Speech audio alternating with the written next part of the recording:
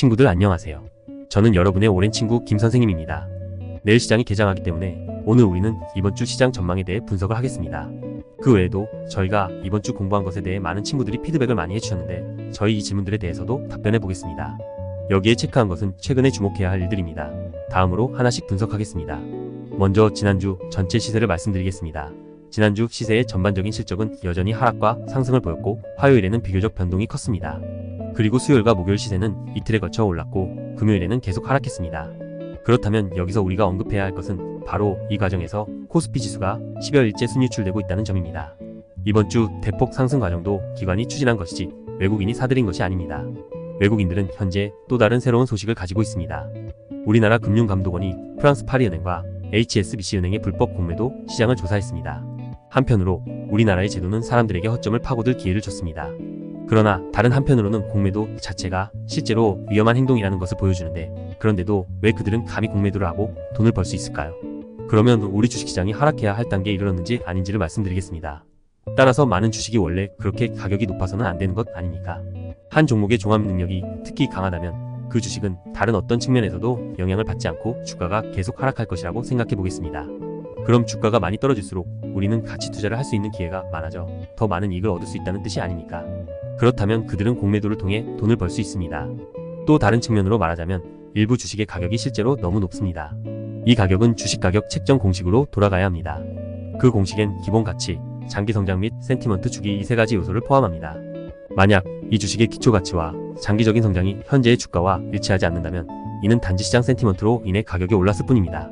그러면 센티먼트엔 상승기도 있고 쇠퇴기도 있으니 주가 하락의 공매도 수요가 있는 것은 정상입니다. 특히 우리가 알다시피 현재 전 세계 주식시장이 침체기에 있습니다. 미국의 상황을 살펴보면 미국 주식은 현재 우리에게 가장 큰 영향을 미치는 시장입니다. 동시에 우리는 미국 주식이 현재 그다지 안정적이지 않다는 것을 발견했고 나스닥 지수는 금요일 밤에 계속 하락했습니다. 그러나 주봉에서는 7월 23일 그 주부터 이 시세가 점차 요동치며 하향하는 추세를 보이고 있습니다. 여러분은 이것이 상승 추세가 정리된 형태라고 볼 수도 있고 더 작은 주기로 볼 때 일봉에서 그 추세가 현재 하락 채널과 같은 시세를 형성했다고 볼 수도 있습니다. 따라서 현재 미국 주식의 실적은 그다지 안정적이지 않으며 우리에게도 어느 정도 안 좋은 영향을 미칠 것입니다. 미국 주식의 하락과 함께 우리나라 주식시장에서도 외국인 자금이 계속 유출되고 있으며 이는 시장에 돈이 점점 더 부족해지고 있음을 보여줍니다. 시장에 돈이 부족한 상황에서 한 주식의 상승이 센티먼트로 인해 오른 것이라면 그 종목은 분명히 지금은 장기적으로 계속 오를 방법이 없을 겁니다. 반드시 기초가치와 주식 자체의 장기적인 성장 동력이 충분히 있어야 합니다.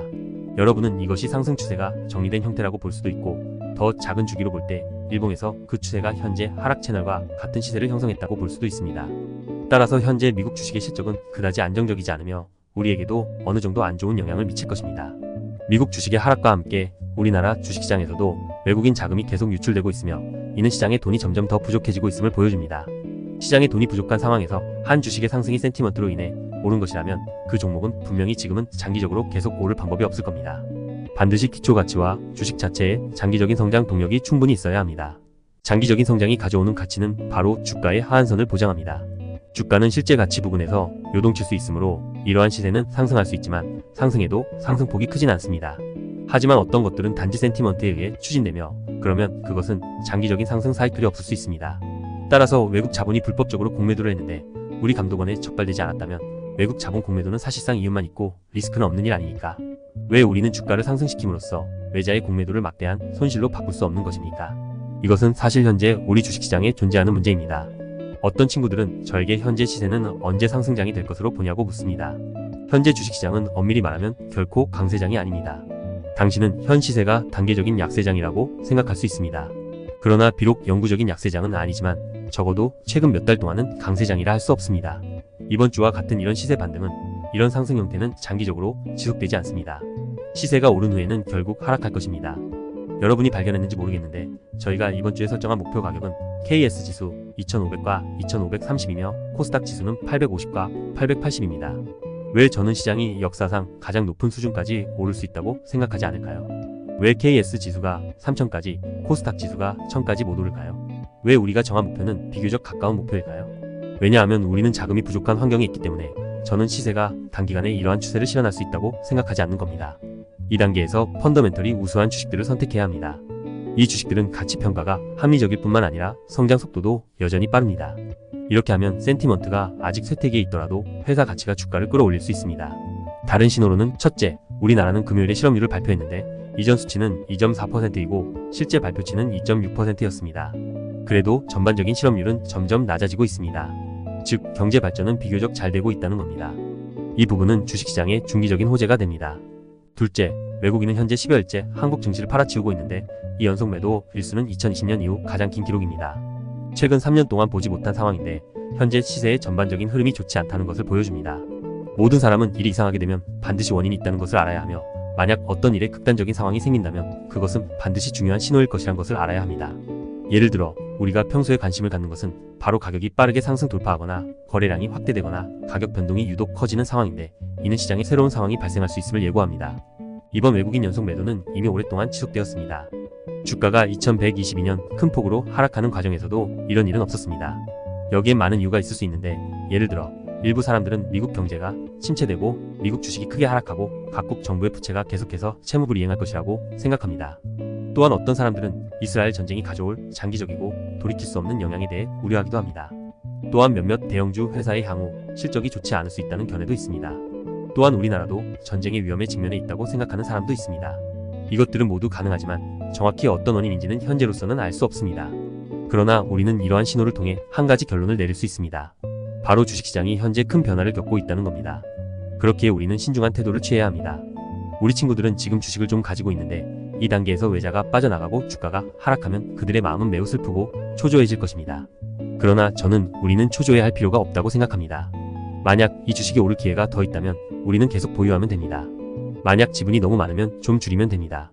만약 곧 주식이 하락하거나 크게 하락할 것으로 보인다면 저도 즉시 여러분을 이끌어 함께 주식을 매도할 것입니다. 이땐 굳이 사수할 필요가 없습니다. 이렇게 하면 우리는 이후의 리스크를 피할 수 있습니다. 이것은 현재의 방어 조치일 뿐이며 현재 시세가 반등하고 있는 상황에선 여전히 약간의 이익을 더 얻을 수 있는 기회가 있습니다. 여기서 우리는 한 가지 상황만 피하면 됩니다. 여러분께서 축구를 보는 습관이 있으신지는 잘 모르겠지만 우리 시대에는 아마 대다수가 10대 때쯤 되면 한 축구 클럽의 팬이 되기 시작하셨을 겁니다. 그리고 10년, 20년을 계속 보면 아마 그 이후의 일생 중 대부분의 시간을 이로 인해 괴로워하고 있을 겁니다. 축구팀의 활약은 주기적으로 이루어집니다. 예를 들어 프리메라 리가는 현재 몇 년 전만 못합니다. 그러나 맨체스터 시티는 초반엔 대단한 클럽은 아니었지만 지금은 유럽 최고의 클럽이 되었습니다. 우리는 주식에 대해서도 같은 태도를 가져야 합니다. 주식의 성과와 센티먼트는 모두 주기적이며 우리는 주식의 상승 단계에서 단지 일정 기간 동안 주식과 함께 할 것입니다. 그리고 주식이 더 이상 오를 방법이 없는 후에 우리는 그 주식을 팔 것입니다. 미국 주식이 어떻게 우리 주식시장에 영향을 미쳤는지에 대해서는 양측 모두 많은 유사점을 가지고 있습니다. 직접 전달 메커니즘은 방금 우리가 말한 외자를 통해서 합니다. 최근 우리는 기관의 자금 동향에 대해선 그다지 특별한 관심을 주지 않았습니다. 왜냐하면 이는 최근 주가 하락의 핵심이 아니기 때문입니다. 만약 자금이 모두 국내에 있다면 사실상 영향이 크진 않았을 겁니다.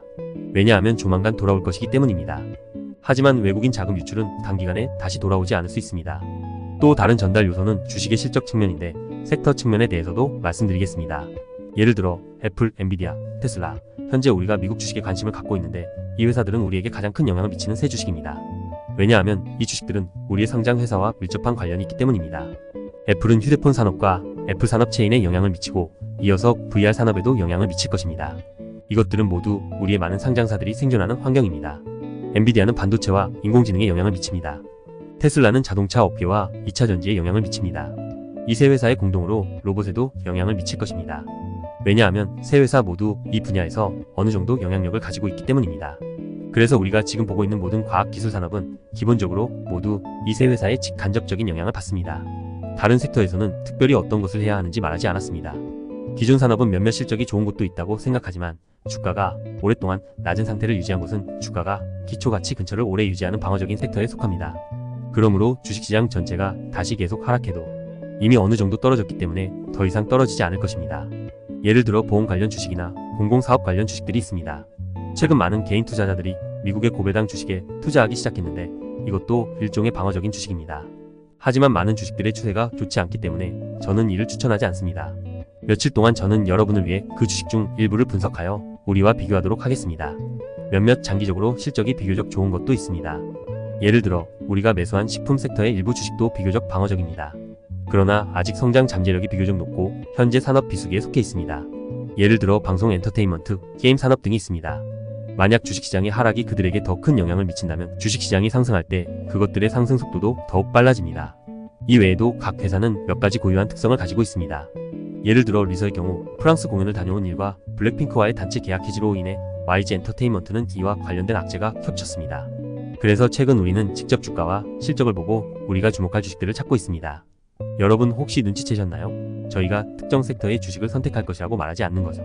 왜냐하면 모든 섹터에는 선두가 있으며 모든 선두 주식은 오를 기회가 있기 때문입니다. 하지만 각 섹터마다 실적이 좋지 않은 주식도 있습니다. 이 섹터 내의 주식과 주식 사이의 격차는 섹터별 주식 선두 간의 차이보다 큽니다. 그래서 이 단계에서의 핵심은 약세장에서 계속 상승할 수 있는 주식이야말로 바로 우리가 엄선할 주식인 겁니다. 그렇다면 세 번째는 전쟁 리스크에 관한 것입니다. 현재 전쟁의 진전은 우리가 예상했던 대로 이스라엘이 가자 지구에 포화 공격을 가하고 있습니다. 그리고 가자 지구 북쪽에 지상군을 보낼 준비를 하기 시작했으며 아마도 다음 목표는 그곳을 파괴하는 것일 것입니다. 무슬림 국가들은 기본적으로 이미 입장을 표명했습니다. 사우디아라비아는 그동안의 이스라엘과의 관계가 지금은 이미 점차 호전되고 있습니다. 하지만 이번에는 이 사건으로 인해 미국이 다음 과정을 동결해야 한다는 것을 알게 되었습니다. 전쟁이 끝난 후에 다시 생각해야 합니다. 이와 동시에 앞으로 관계가 더 나빠질 가능성도 배제할 수 없습니다. 전쟁의 위험에 대해 우리는 전면적으로 예측할 수 없습니다. 모든 전쟁과 관련된 가격 변동을 살펴보면 예외 없이 모두 오르락 내리락하는 무작위적인 시세였습니다. 따라서 이는 참고용으로만 사용하고 우리는 이 방면의 영향을 과도하게 고려하지 않을 것이며 새로운 신호가 나타나면 제가 즉시 여러분께 알려드리겠습니다. 지난주에 공부한 내용에 대해 많은 친구들이 피드백과 질문을 했고 우리는 오늘 세 가지 질문에 중점적으로 답했습니다. 당시 우리는 주로 두 가지 측면을 이야기했습니다. 첫 번째는 주식 선정 전략에 대한 네 가지 요소입니다. 각각 주가의 동향, 회사의 실적, 주식의 시가 크기, 자금의 유입 및 유출입니다. 시가총액의 크기와 주식 선택 전략의 관계에 대해 이해하지 못하는 친구가 있을 겁니다. 우리는 대형주처럼 시가총액이 큰 주식도 계속 상승할 여지가 있다는 것을 알고 있습니다. 시가총액이 작은 주식도 폭발적인 시세를 보일 수 있습니다. 두 종목 모두 상승할 기회가 있습니다. 큰 시가총액과 작은 시가총액을 가진 주식의 주요 차이점은 같은 100억 원으로 작은 주가총액을 가진 주식의 상승을 촉진하는 것이 비교적 더 쉽다는 겁니다. 그러나 이 자금으로 큰 시가총액 주식을 상승시키려면 상대적으로 어렵습니다. 따라서 작은 시가총액을 가진 주식은 5% 상승할 수 있지만 큰 시가총액을 가진 주식은 1%만 상승할 수 있습니다.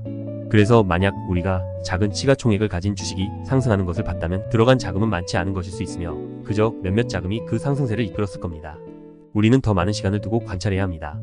예를 들어 그 주식의 큰 주기를 봤을 때 만약 월봉의 거래 신호가 형성되었다면 이 주식에 많은 자금이 유입됐을 수 있다는 뜻인데 최종 검사에서 1조 원의 자금이 유입된 것으로 확인됐습니다.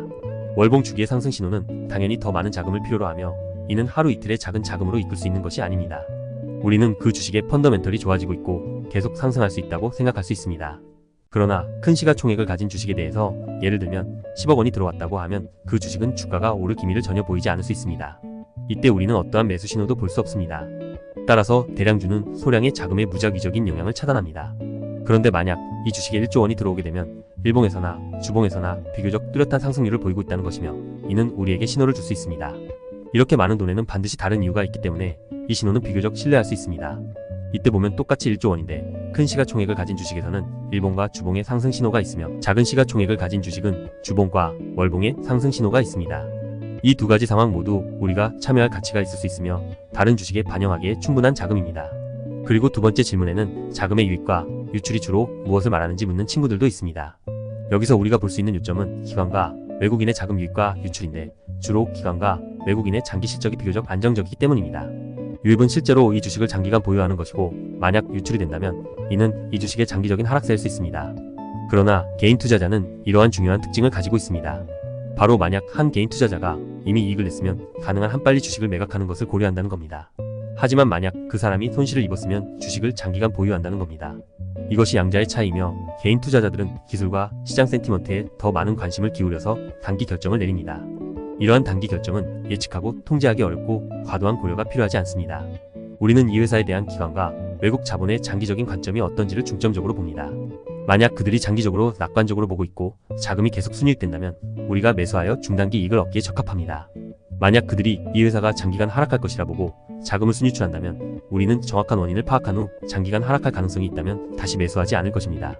세 번째 질문은 거래량에 관한 것입니다. 우리는 주식의 추세나 주가 상승 또는 하락을 알고 있기 때문에 거래량을 배합해야지 신호 표현을 보다 더 전면적으로 할 수 있습니다. 그럼 거래량에 대한 저의 관점은 무엇일까요? 우리는 두 가지 고려 사항이 있습니다. 첫 번째는 거래량에 큰 변화가 없을 때인데 사실 이것도 대부분의 경우 일시적으로 시세를 예측할 수 없는 것으로 간주되어 장기간 지속되거나 언제든지 다른 변화가 나타날 수 있습니다. 거래량에 큰 변화가 없거나 심지어 적절하게 축소된 경우에도 현재 시세가 계속 유지될 수 있음을 의미합니다. 두 번째는 거래량이 급격히 증가했을 때 현재의 시세가 전환될 수 있다는 것을 의미합니다. 전환의 의미는 원래 하락했다가 상승으로 전환한 것을 뜻하는 게 아닙니다.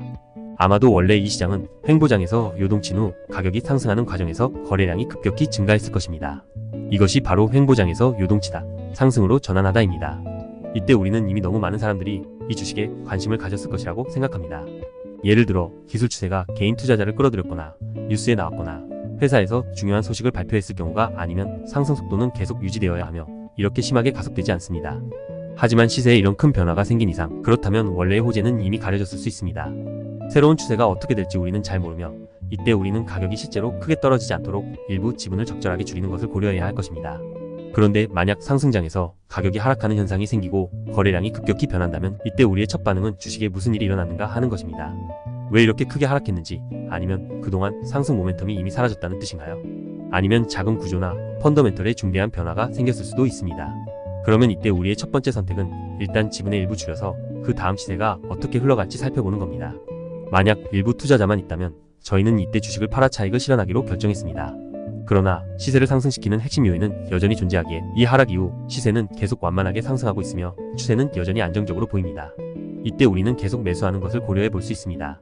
그러나 원래의 호재 때문에 실제로 큰 변화가 생겼다면 주식 가격 책정 공식처럼 1. 주식 기초가치 붕괴 2. 주식 장기 성장세 전환점 출현 센티먼트는 상승기에서 쇠퇴기로 그러면 시세가 떨어지기 시작할 수 있습니다. 그 이후에도 한동안 요동치는 추세가 이어질 수 있는데 왜냐하면 일부 사람들이 전기 상승으로 인해 계속 매수할 수 있기 때문입니다. 그런 다음 요동치는 추세 후에 시세가 계속 하락하면 우리는 지분을 줄이는 것을 고려할 수 있습니다.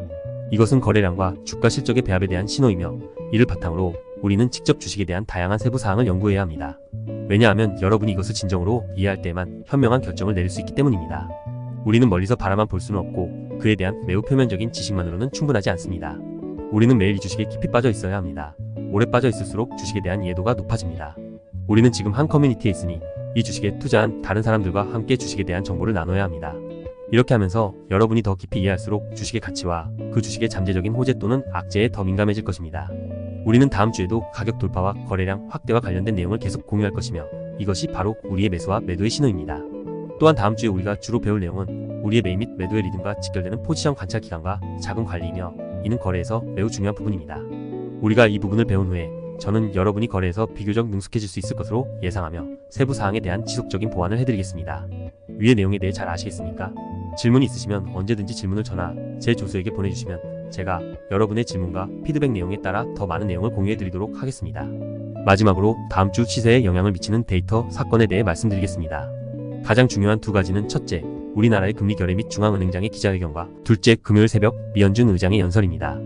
연설에서 금리 결정 전에 미연준의 관리들이 한동안 침묵했습니다. 따라서 이것이 최근 미연준 의장의 마지막 연설이며 그 이후에는 새로운 연설이 나오지 않을 것입니다. 건설 허가, 소매 판매 및 제조업 활동 지수를 포함한 다른 미국의 경제 데이터는 우리 주식시장보다 시장 전망이 좋습니다. 우리도 미국 주식의 구체적인 성과에 따라 분석을 할 것입니다. 또 3분기 재무보고 관련주들의 실적과 이스라엘의 전쟁 진행 상황을 계속 지켜볼 것입니다. 미국 주식이 금요일 밤에 그다지 좋은 성과를 내지 못했기 때문에 월요일 주식시장이 우선 낮게 개장될 것으로 예상하고 있습니다.